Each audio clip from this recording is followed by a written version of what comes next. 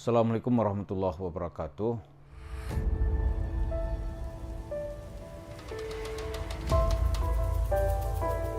Para pemirsa, salah satu ukuran seseorang itu masih beragama atau tidak, kata Nabi itu, kalau dalam dirimu masih ada rasa malu. Jadi al-haya minal iman. Fa illam tastahyi atau fa illam tastahi falyamal ma syi'ta. Kira-kira begitu redaksi hadisnya. Kalau kamu sudah tidak punya rasa malu lagi, buatlah apa yang suka kamu buat, kata Nabi. Kita melihat hari ini, kalau ada orang yang sudah tidak punya rasa malu atau urat malunya sudah putus gara-gara mencari uang, maka orang itu layak kita sandarkan kepada Yusuf Mansur.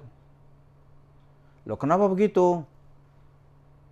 Salah satu perbuatan yang sangat memalukan yang dikerjakan oleh Yusuf Mansur secara terus-menerus itulah berbisnis lendir. Loh, gimana ceritanya? Itu kan Hotel City itu dulu, coba ya, dia rebut dengan cara-cara syariat. Dia datang itu TKW-TKW, dia ambil uangnya, dia datang kepada orang kaya, dia janjikan surga, dia janjikan membuat hotel syariah. Nanti kalau jemaah haji mau berangkat sini transit dulu, orang mau umrah transit. Ternyata semua itu amsyong. Nggak ada orang tinggal di situ lagi, kan perkembang keadaan kan sudah berubah. Lagi ngapain orang nginap-nginap di hotel sekarang ini? Dari rumah orang bisa ketemu di airport. Dulu kalau orang mau umroh gitu, ngapain nginap di Hotel City dia? Travel sudah punya langganan sendiri gitu. Walhasil menjual nama syariah, karena ini untuk tipu-tipu tadi nih, tipu-tipu bahasa di depannya syariah. Setelah uang dapat, punya sendiri. Diganti nama istri, namanya pun Hotel City. Ternyata nggak kuat dia. Akhirnya teman kita, Pak Darso Arif, pernah meneliti itu. Ternyata hotel syariahnya itu sudah dibuang. Pak Eri Muhammad Yusuf juga pernah membuat YouTube. Dia membuang cerita bisnis syariah gitu.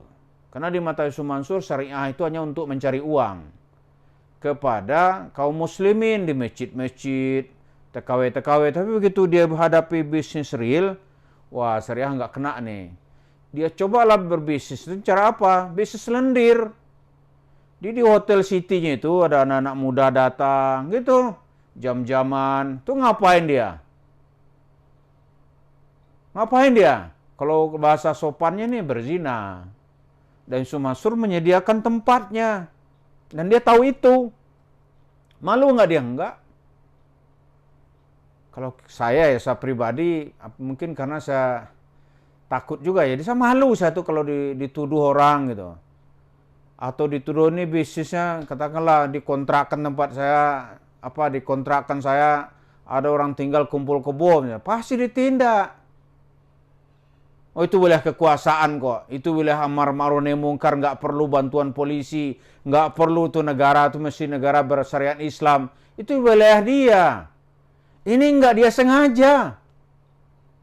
Demi fulusnya. Fulus lendir pun oke lah, itu kira-kira Yusuf Mansur. Darso Arif membuat video dia nggak peduli juga. Nah, inilah pemirsa. Padahal kalau kita lihat orang yang katakanlah ya, ini contoh aja nih. Pernah nggak para pemirsa ini melihat di kartu nama seseorang yang kita kenal, pekerjaannya misalnya nih Germo gitu. Pernah ada nggak di kartu nama bisnisnya, oh, ibu pekerjaan apa? Atau dia kasih kartu nama misalnya nih, Germo pekerjaannya gitu. Atau ya kan dia menjadi penyedia jasa wanita panggilan misalnya. Itu enggak ada yang berani nulis di kartu namanya. Enggak ada nulis. Kenapa? Dia malu. Atau katakanlah gitu ya. Orang-orang perempuan cantik dari desa dia kerja sini kok hidupnya bagus. Mungkin tetangganya ada yang curiga gitu kan. Coba tanya ke dia, di Jakarta kerja apa gitu. Nggak ada yang mau ngaku itu. Oh kerjaannya misalnya di wanita panggilan. Nggak mungkin dia mau ngaku. Kenapa? Karena itu dia menganggap di hatinya yang paling dalam itu perbuatan yang tidak baik. Iya kan? Nggak mau ngaku. Nah Yusuf Mansur sekarang nggak peduli dia.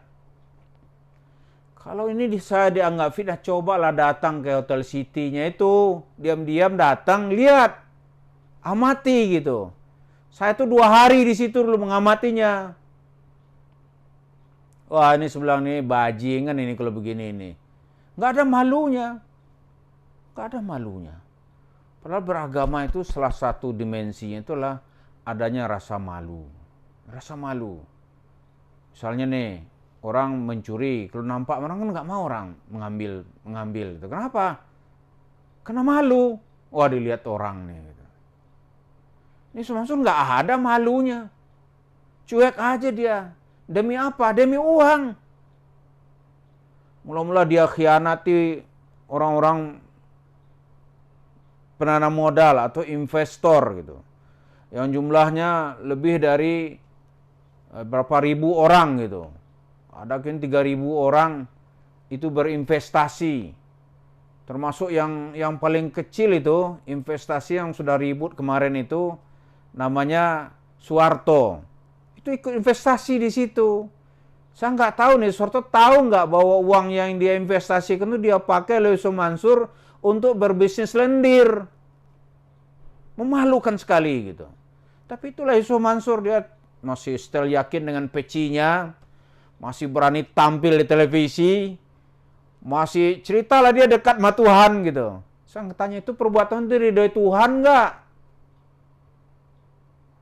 Orang-orang yang katakanlah nggak sholat gitu, suruh nggak puasa, tapi dituduh dia melakukan perbuatan itu dia nggak pernah mau ngaku terus terang.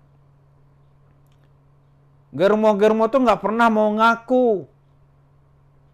Kenapa? Di hatinya yang tadi itu dia merasa ini buatan nggak baik nih gitu.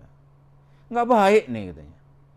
Karena tuh dia diam-diam. Yusuf Mansur dengan muka badaknya, muka temboknya gitu. Dia cuek aja. Dia campain syariah, ayo siapa yang masuk, nggak usah tanya-tanya gitu. Hotelnya hotel jam-jaman, masuk aja gitu. Tahu nggak dia itu perbuatan dosa? Saya nggak tahu juga dia. Tapi kalau standar umum sih mestinya tahu gitu. Tapi itulah sekali lagi Yusuf Mansur dengan muka badak, muka tembok, nggak punya rasa malu, pikirin tiap hari itu mendapatkan uang sebanyak-banyaknya. Dia nggak tahu nanti bagaimana serangan balik kehidupan kepada dirinya, kepada keluarganya, kepada anaknya, dia nggak peduli. Bagaimana nanti anaknya tahu ternyata bapak selalu bisnis lendir. Malu nggak itu tuh? Padahal pride itu salah satu tujuan kita membina kehidupan. Ada rasa bangga kepada diri, bangga kepada keluarga gitu. Kalau ditaburkan itu membuat orang hina semuanya. Kita nggak tahu seperti apa masa depan yang ingin ditinggalkan oleh Yusuf Mansur. Terima kasih. Assalamualaikum warahmatullahi wabarakatuh.